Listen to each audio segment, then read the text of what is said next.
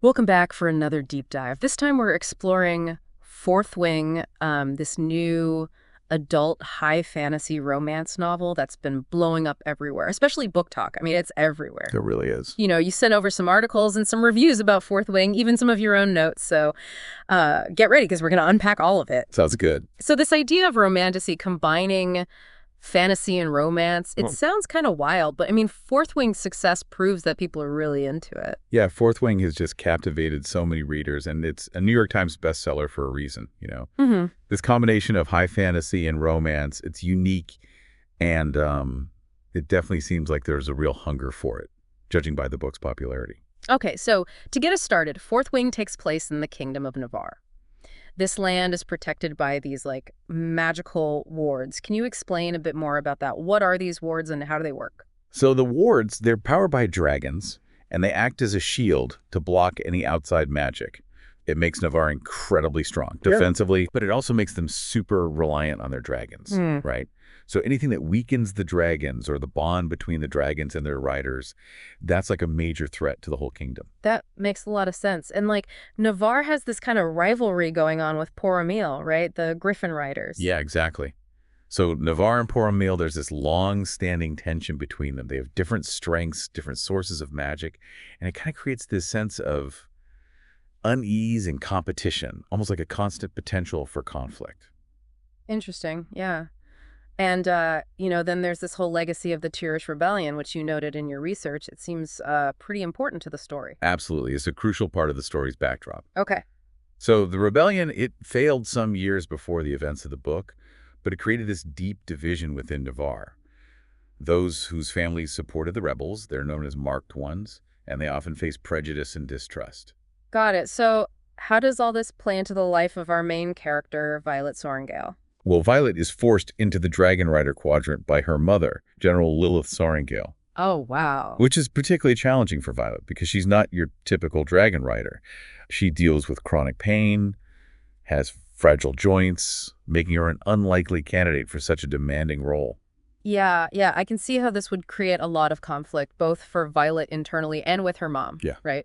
Who sounds formidable. For sure. Violet is constantly underestimated, and her mother, she's like this symbol of strength and discipline, so it really sets the stage for Violet's character arc as she tries to forge her own path and navigate these expectations. So how does one become a dragon rider in this world? What's the training like? All the training happens at Bassieth War College. Potential riders go through these rigorous training exercises, all these dangerous tests. It's like an elite academy, but with incredibly high stakes, where competition is fierce and survival is not guaranteed. Intense. And then there's this whole event, this threshing, where the dragons choose their riders. Exactly.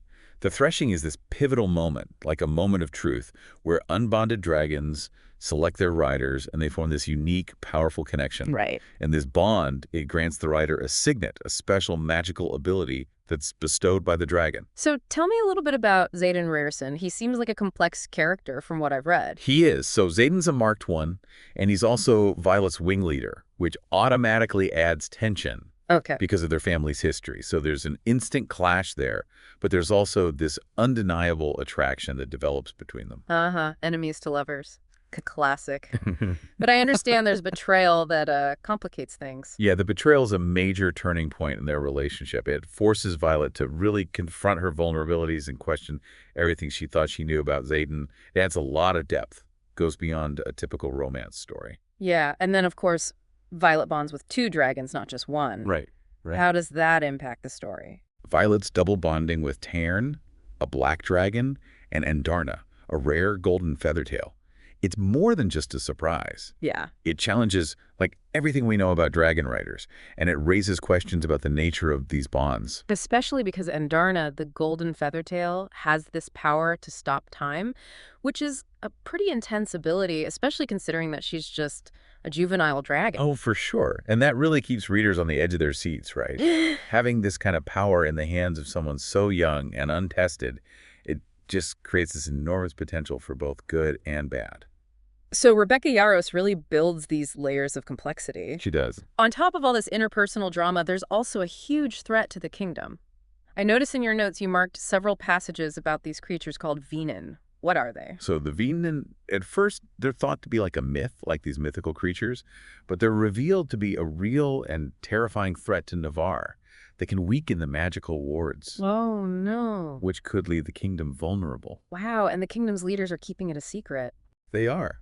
That secrecy, it just adds to the tension and uncertainty in the story. Right. It kind of reflects the lingering consequences of the Tyrrish rebellion, highlighting how a lack of transparency can create vulnerability even for those in power. That's a good point. So then we have this final battle where Violet and her fellow dragon riders are up against the Venin, Right. but they end up fighting alongside the Griffin riders, their former rivals. Yeah, and the alliance between the dragon and griffin riders, it really speaks to how serious this Venan threat is. Makes sense. It forces these characters to put aside their differences and work together. This victory doesn't come without a cost, though. Liam, as Xaden's foster brother, dies tragically. Yeah. Liam's death is a reminder of the sacrifices that come with any war, even in a fantasy setting. Right. And it emphasizes the emotional depth of the story, the stakes for these characters. And then, when we think things have settled down, there's this huge reveal. Violet's brother Brennan, who everyone thought was dead, comes back. What a cliffhanger, right. Brennan's return just throws everything we thought we knew into question. It sets the stage for the sequel, Iron Flame.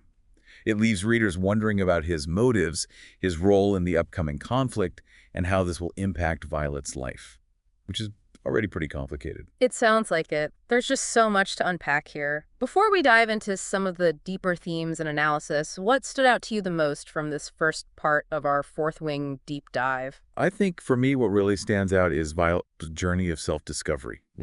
We see her transform from this reluctant recruit who doubts her abilities into this powerful dragon rider. Her double bonding with the dragons, it's not just a plot device. It's a symbol of her breaking free from expectations. Yeah, I love that. And forging her own path. I love that point. I hadn't thought about it like that, but yeah, it totally makes sense. Violet's physical limitations, they make her an unlikely hero, yet she constantly defies expectations and shows that strength comes in different forms. Exactly.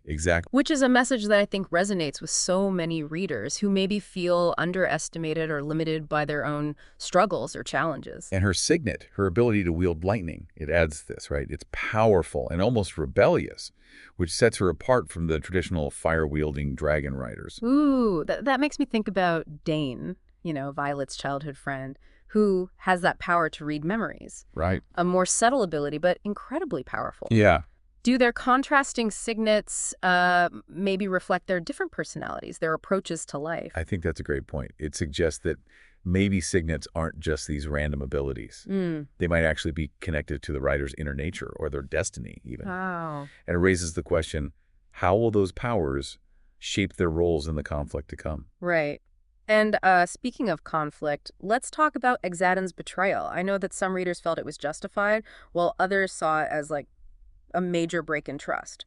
What are your thoughts on this? Xaden's actions are definitely complex and open to interpretation. On the one hand, he's supplying weapons to the Griffin Riders, which is, technically treason. But his motivation to prepare for the Venan threat that the Navarrese leaders are hiding, that really complicates things. Right. It makes you think about loyalty and transparency and whether the ends justify the means. For sure. It seems like there's a lot of gray area in this world. Yeah. And characters are always having to make these tough choices with no easy answers. Xaden is operating in the shadows, taking risks that other people aren't willing to take, even if it means compromising his relationships and reputation. Is he a hero or a villain or something else entirely? I think that's the beauty of his character. Yeah. He challenges the traditional ideas of good and evil, makes us grapple with the complexity of his choices. It's not just right or wrong. It's an exploration of loyalty, sacrifice, and the burden of leadership in a world full of secrets. Right. And then there's the question of his relationship with Violet. Right. How can she possibly get over that betrayal? How can they move forward? That's the big question looming over everything. Their connection is intense. It's full of passion and conflict. Right. But trust is fragile. It's unclear if it can be rebuilt after something like this. Their future depends on whether they can navigate this, forgive each other, and understand each other. I'm so eager to see how that all plays out in Iron Flame. But then there's the return of Violet's brother Brennan, which adds another layer of complication. He's calling for a revolution. Yeah. Is he really doing it for the right reasons, or is he manipulating people for his own gain? That's one of the biggest mysteries at the end of Fourth Wing. For sure. His motivations are unclear. Is he trying to make the world better? Or is he driven by revenge, Right. ambition, or even a desire to manipulate those around him? It's hard to tell. His arrival just throws everything off balance and forces Violet to question her loyalties and everything she believes in. It's interesting how Brennan's return ties into this theme of rebellion that runs through the whole story. The Tyrrish rebellion casts such a long shadow. It influences everyone's actions and motivations. Now, with Brennan calling for this new uprising, it feels like history is repeating itself. It does. And this time, Violet is right in the middle of it all. Yeah. She's not a bystander anymore. She's a dragon rider. Right. With a voice, with a choice to make.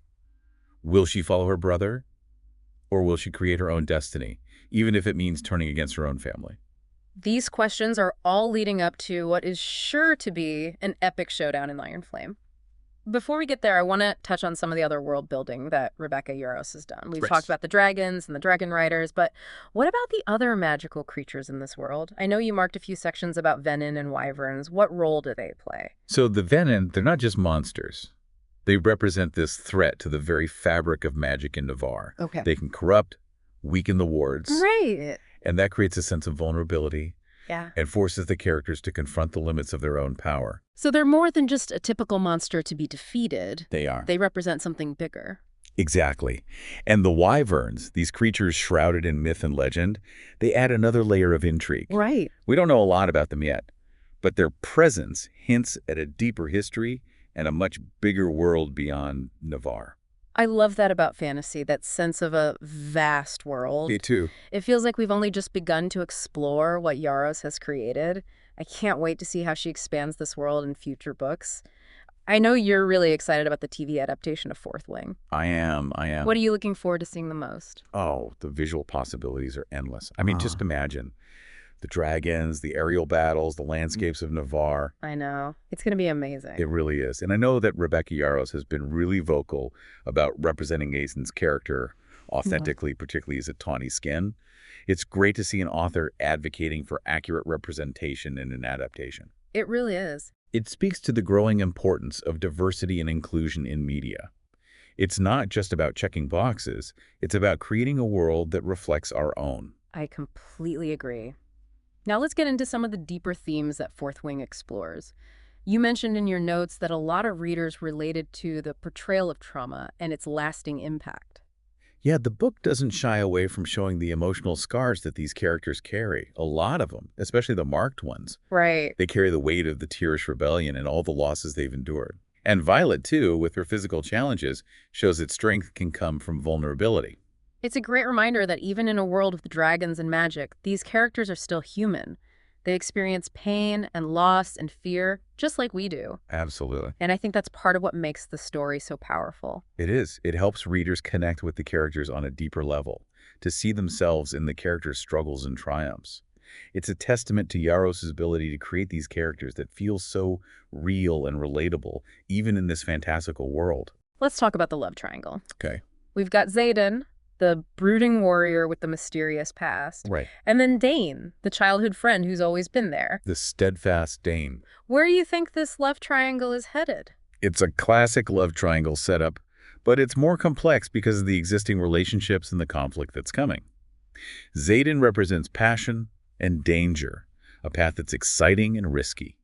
Dane represents stability and familiarity, a safe haven in this uncertain world. The choice that Violet makes will reveal a lot about her priorities and desires. And then there's Brennan, her brother. Right. He just adds another layer of complication. He does. He's calling for revolution, but is he truly a force for good? Or could he be manipulating people for his own benefit? It's impossible to know at this point. Right. His motives are a complete mystery. His sudden return is unsettling. He could be a catalyst for positive change. Right. Or he could bring chaos and destruction. Yeah. It's going to keep readers guessing. I have a feeling Violet's going to be torn between being loyal to her family and doing what she feels is right. Yeah. She's not the timid girl from the beginning of Fourth Wing. Now she's a dragon rider. Right. A leader. A strong woman. The choices that she makes in Iron Flame will have big consequences, not just for her, but for everyone. Absolutely. It's exciting to think about the possibilities.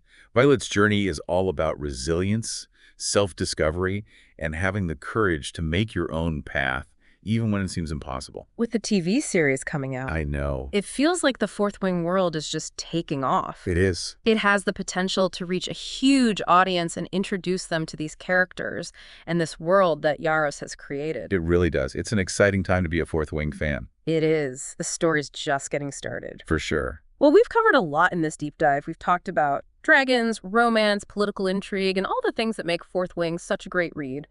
At its heart, it's a story about courage, resilience, and the power of human connection. It reminds us that even in a world filled with magic and danger, it's our relationships, our choices, and our spirit that shape who we are. Absolutely. And who knows, maybe there's a little bit of Violet Sorrengail in all of us, waiting to spread our wings and soar. Thanks for joining us for this deep dive into Fourth Wing. We hope you'll join us again soon for another exploration into the stories that capture our imaginations. Thanks for listening. It is. It's a symbol of her breaking free from these expectations and forging her own path. Yeah, and you know what I love about that?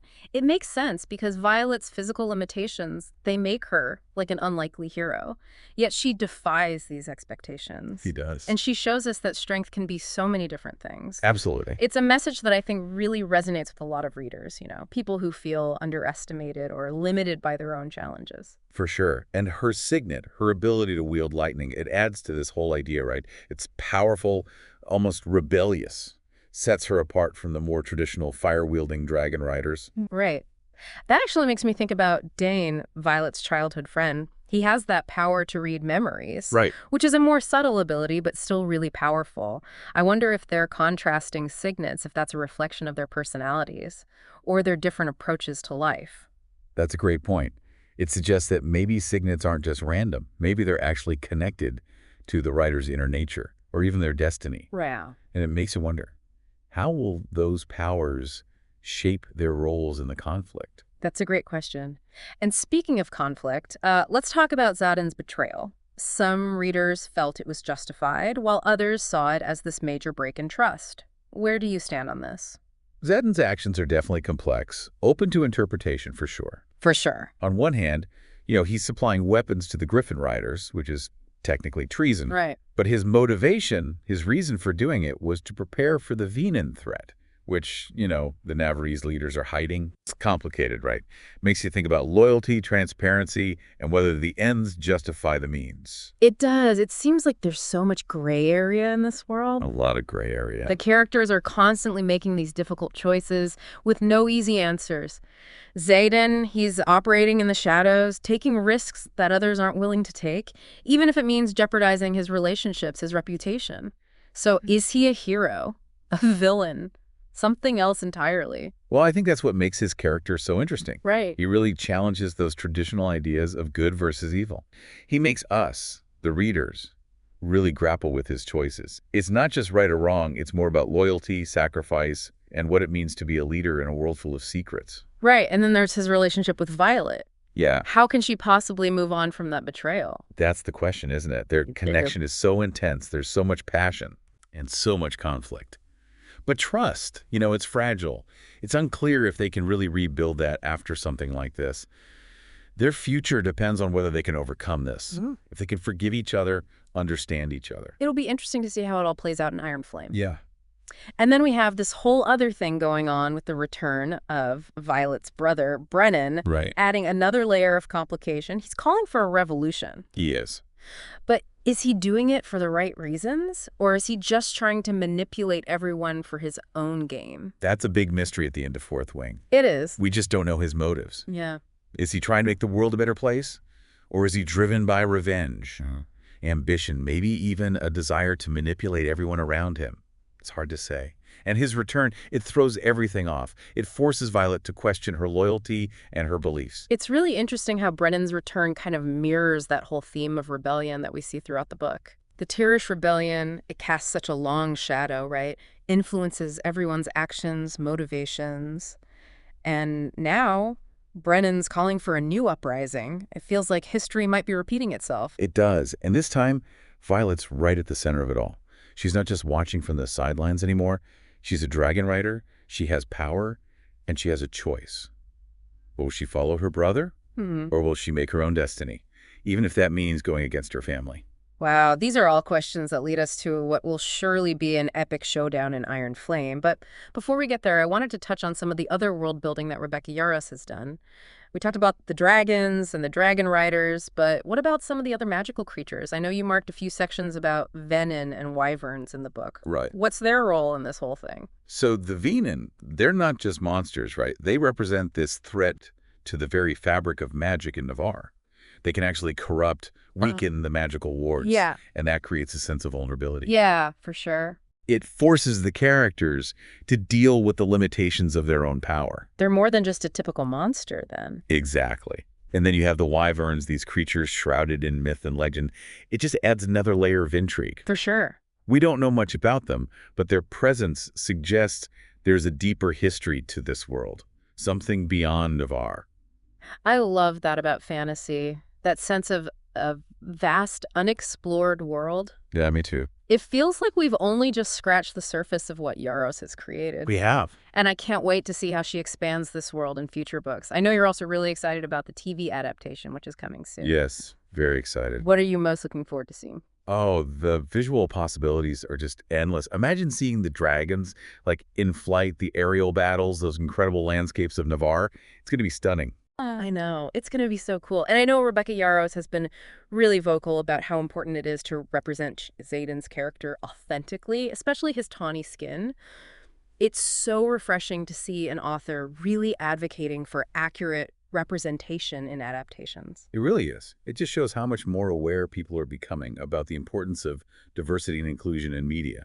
It's not just about like checking boxes. It's about building a world that actually reflects the richness and complexity of our own world. Totally. So let's dive into some of the deeper themes that Fourth Wing explores. You mentioned that a lot of readers connected with how the book portrays trauma and the lasting impact it can have. Yeah, the book definitely doesn't shy away from showing the emotional scars that these characters carry. So many of them, especially the marked ones, they're burdened by, the legacy of the Tirish Rebellion and all the losses they've experienced. And even Violet, with her physical challenges, she represents this idea that strength can actually come from vulnerability. It's a good reminder that even in this fantastical world with dragons and magic, these characters are still human. They experience pain, loss, fear, just like we do. Exactly. I think that's part of what makes this story so powerful. It is. It allows readers to connect with the characters on a deeper level, to see themselves in these struggles and in their triumphs. It's really a testament to Yarros' skill as a writer, that she can create characters that feel so real, so relatable, even in this fantastical setting. Okay, let's talk about the love triangle. All right. We have Xaden, the brooding warrior with this mysterious past. And then there's Dane, the steadfast childhood friend who's always been there for Violet. Where do you see this love triangle going? It's such a classic setup, but it's got these added layers of complexity, right? Because of the relationships that already exist and because of the conflict that's coming. Xaden, he represents passion and danger, like a path that's exciting but risky. And then there's Dane, he represents stability and familiarity, a safe haven in a world that's full of uncertainty. The choice that Violet makes will say a lot about what's important to her, what she really wants. And then, of course, we have Brennan, her brother, who just throws another wrench into everything, Right. calling for this revolution. He is. But is he a force for good? Or is he manipulating everyone just to get what he wants? It's impossible to know for sure right now. His motives are still a total mystery. And, his return is unsettling. He could be trying to make the world better. Yeah. But he also could be bringing chaos and destruction. It's a question that's going to keep readers guessing, I think, until the very end. I have a feeling Violet's going to be torn between staying loyal to her family and doing what she believes is right. I think so, too. She's not that timid girl we met at the beginning of Fourth Wing anymore. She's a dragon rider, a leader. She's faced death and come out stronger. The choices she makes in Iron Flame will have huge consequences, not just for her, but for the whole kingdom. It's exciting to think about what could happen. Violet's journey is all about resilience, about self-discovery. It's about finding the courage to make your own way, even when it seems impossible. And with the TV show coming out, I know, it's so exciting. it feels like the world of Fourth Wing is just getting started. It really does. It has the potential to reach so many people and introduce them to these amazing characters and this incredible world that Rebecca Yarros has created. It really does. It's an amazing time to be a fan of Fourth Wing. This is just the beginning. There's so many possibilities. Well, I think we've covered a lot of ground in this deep dive. We talked about the dragons, the romance, all the political intrigue. We even touched on some of the deeper themes that make Fourth Wing such a compelling story. But at its core, it's a story about courage and resilience. It's about the importance of human connection. It's a reminder that even in this world full of magic and danger, it's our relationships, our choices, our unwavering spirits that shape who we become. So well said. And who knows? Maybe there's a little bit of Violet Sorrengail in all of us, just waiting to spread our wings and soar. Thanks for joining us on this deep dive into the world of Fourth Wing. We hope you'll join us again soon for another exploration into the stories that capture our imaginations. Thanks for listening.